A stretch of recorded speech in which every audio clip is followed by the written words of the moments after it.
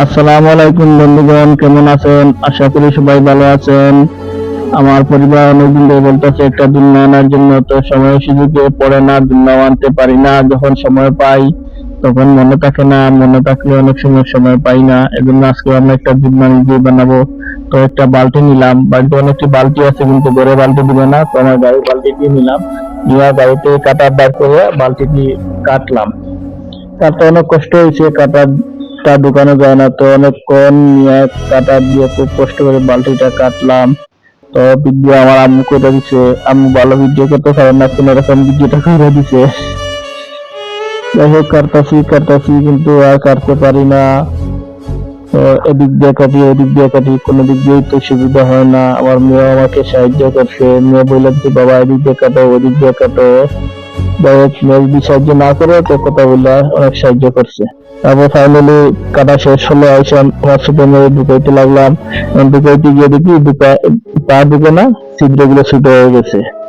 তো খুব চেষ্টা করার পর না ঢোকার কারণে আবার ছিদ্রগুলো বড় করলাম, যেন খুব সহজেই আমার মেয়ের পা দুটা ঢুকে।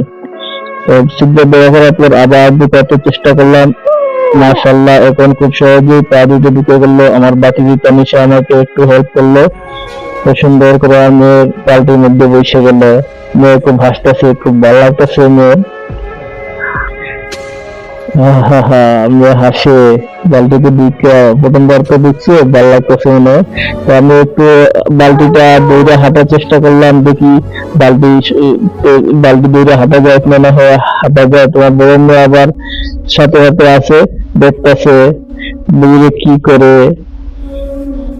তো হাঁটতে হাঁটতে আবার বাড়িতে উঠলাম, ওইটা একটা রশি নিলাম। দুই দুলনা তো বলছিল, তো রশি তীরের সাথে বাইদা বালতি বাইদা দিই, এই দুলনার মতো হয়ে যাবে। তো বাইদা নিলাম তীরের সাথে বালতিটা।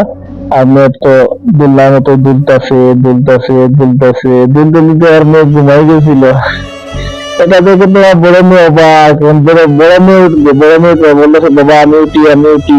তো কি করবো, বড় মেয়ে তো একবার রাখতে হবে, এই জন্য ছোট মেয়ে কিছুক্ষণ দুলনাতে চড়ার পর বড় মেয়ে তুললাম,